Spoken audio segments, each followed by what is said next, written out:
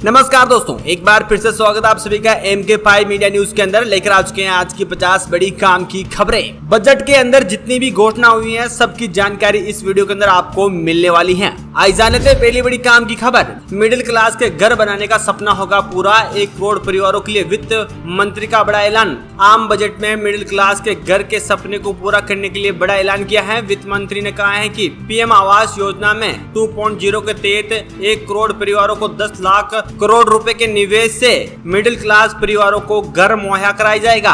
आज जान लेते हैं अगली बड़ी काम की खबर। पढ़ने वाले छात्रों के लिए 10 लाख रुपए का बिना ब्याज का लोन। 1 करोड़ युवाओं को इंटर्नशिप का अवसर। बजट में हर साल 25,000 छात्रों की मदद के लिए मॉडल कौशल श्रेणी योजना में संशोधन का प्रस्ताव है। इसके साथ ही घरेलू संसाधनों में उच्च शिक्षा के लिए 10 लाख रुपए तक की श्रेणी के लिए ई वाउचर हर साल 1 लाख छात्रों को दिया जाएगा, जिससे श्रेणी राशि 3% वार्षिक ब्याज छूट के साथ दिया जाएगा।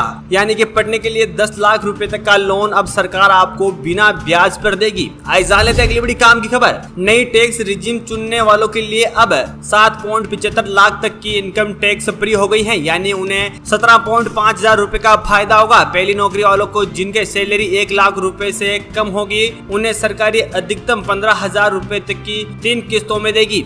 टैक्स रिजीम के तहत अब 3 लाख से 7 लाख रुपए तक पर 5% के हिसाब से ही टैक्स देना होगा। ये पहले 6 लाख तक था। न्यू टैक्स रिजीम के अन्य स्लैब में भी बदलाव किया गया है। इन दोनों बदलावों को टैक्स पेयर को 17,500 रुपए तक का फायदा होगा। आज जान लेते हैं अगली बड़ी काम की खबर। सरकार ने एग्रीकल्चर और उससे जुड़े सेक्टरों के लिए 1.12 लाख करोड़ रुपए का दिया प्रस्ताव। पिछले साल 1.25 लाख रुपए का दिया गया था, यानी इस बार किसानों के लिए बजट 21.6% यानी 25,000 करोड़ रुपए बढ़ा दिया गया है। हालांकि किसानों की लगातार मांग के बाद भी मिनिमम सपोर्ट प्राइस यानी MSP को लेकर बजट में कोई घोषणा नहीं हुई है। वही किसान सम्मान निधि की राशि को भी बढ़ाया नहीं गया है, यानी कि अब 6,000 रुपए के हिसाब से ही हर 4 महीने में किस्त मिलेगी। आज जान लेते हैं अगली बड़ी काम की खबर। 1 करोड़ किसानों को प्राकृतिक खेती के लिए तैयार किया जाएगा। किसानों की मदद के लिए 5 राज्यों में नए क्रेडिट कार्ड जारी किए जाएंगे। नाबार्ड के जरिए किसानों को मदद दी जाएगी।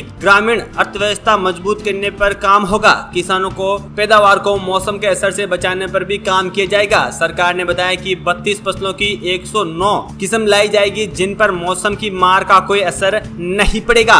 आज जान लेते हैं अगली बड़ी काम की खबर। बजट भंडार में छोटे और मध्य कारोबारियों के लिए बड़े ऐलान किए गए हैं। वित्त मंत्री ने केंद्रीय बजट 2024 पेश करते हुए छोटे कारोबारियों के लिए मुद्रा लोन की सीमा 10 लाख रुपए से बढ़ाकर 20 लाख रुपए तक कर दी गई है। अगर आप भी कुछ छोटा मोटा व्यापार करना चाहते हैं तो सरकार आपको बिना ब्याज पर 20 लाख रुपए तक का लोन उधार देगी। आज जान लेते हैं अगली बड़ी काम की खबर। फाइनेंस मिनिस्टर ने न्यू टैक्स रिजीम में स्टैंड डिडक्शन की लिमिट को बढ़ाकर 75,000 रुपए कर दिया है। पहले ये लिमिट 50,000 रुपए थी। स्टैंड डिडक्शन में लिमिट 25,000 रुपए बढ़ाई गई है। वित्त मंत्री निर्मला सीतारामन ने ये बड़ी घोषणा की। आज जान लेते हैं अगली बड़ी काम की खबर। महिलाओं को आवासीय संपत्तियों की खरीद पर शुल्क कम करने और इन्हें शहरी विकास योजना में एक अनिवार्य घटक बनाने पर विचार करेगी। सीतारामन ने वित्त वर्ष 2024-25 का बजट पेश करते हुए कहा कि सरकार महिलाओं द्वारा खरीदी जाने वाली संपत्तियों के लिए शुल्क कम करने वाले राज्यों को प्रत्याशित करेगी। महिलाओं को बड़ी छूट दी जाएगी।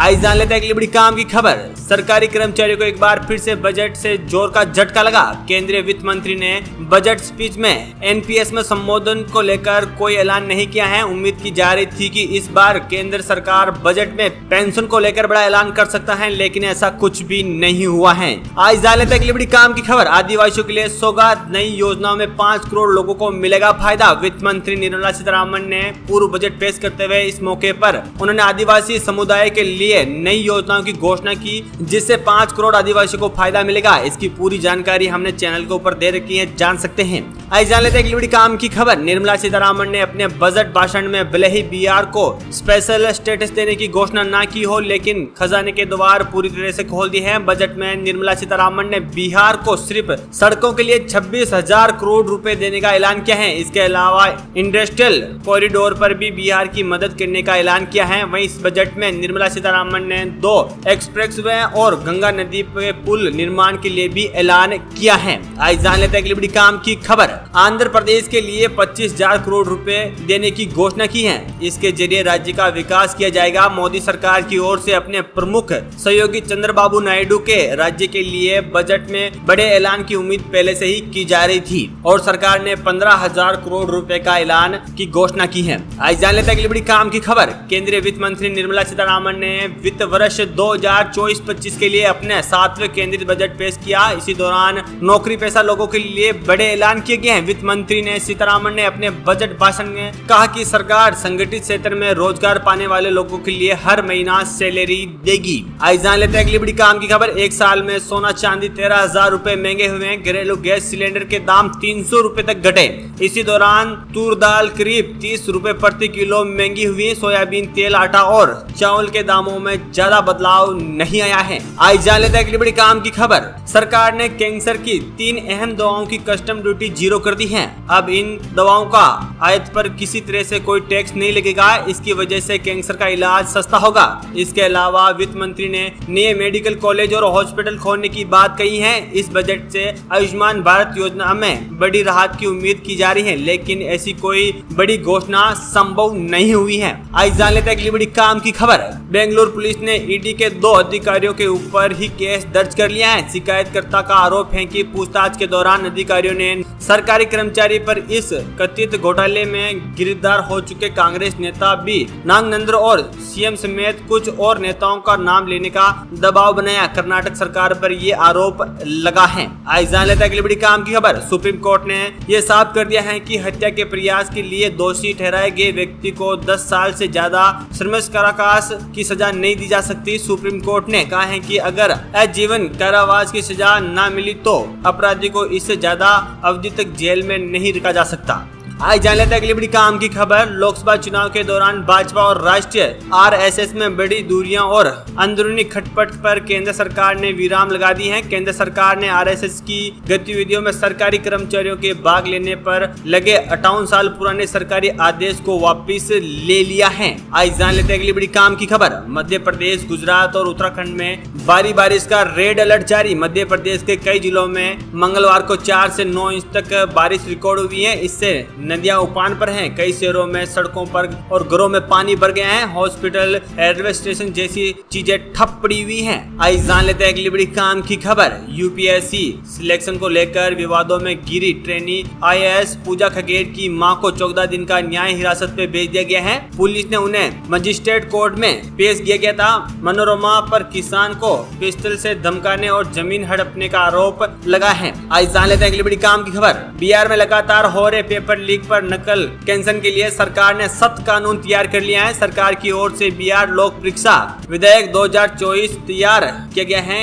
इससे विधेयक को मंगलवार को विधानसभा में पेश किया जाएगा और इसके ऊपर कड़े कानून लागू किए जाएंगे। आज जान लेते हैं अगली बड़ी काम की खबर। नीट यूजी 2024 परीक्षा मामले में आज सुप्रीम कोर्ट में सुनवाई हो रही है। इसी बीच CIG DY ने कहा है कि IIT दिल्ली के डायरेक्टर की अध्यक्षता में गठित कमेटी ने अपनी रिपोर्ट दे दी है। कमेटी के मुताबिक विवादित सवाल का जवाब डी बताया है। आज जान लेते हैं अगली बड़ी काम की खबर। सुप्रीम कोर्ट ने उस याचिका को खारिज कर दिया है जिसमें गिरफ्तार नेताओं को चुनाव के दौरान ऑनलाइन माध्यम से प्रचार करने की अनुमति देने की अपील की गई थी। इस मामले में जस्टिस सूर्यकांत और जस्टिस उज्जवल भोया के बीच ने सुनवाई की। आज जान लेते हैं अगली बड़ी काम की खबर। नरेंद्र मोदी सरकार 3.0 के पहले बजट को कांग्रेस ने दिखावा वाला करार दिया है। कांग्रेस नेता जयराम शर्मा ने कहा है कि इस बजट में सरकार ने मान लिया है कि बेरोजगारी राष्ट्रीय संकट है। उन्होंने कहा है कि वित्त मंत्री निर्मला सीतारामन का बजट भाषण दिखावे पर ज्यादा केंद्रित करता है। केंद्र सरकार ने 10 साल के इनकार के बाद स्वीकार किया है कि बेरोजगारी राष्ट्रीय संकट है जिस पर तत्काल ध्यान देने की जरूरत है। तो दोस्तों ये आज की तमाम बड़ी काम की खबरें। अगर वीडियो अच्छा लगा तो वीडियो को लाइक, कमेंट, शेयर करें और अपने चैनल को सब्सक्राइब करें और बेल आइकन को ऑल पे प्रेस करें और जुड़े सुबह की तमाम बड़ी खबरें जानने के लिए हमारे साथ।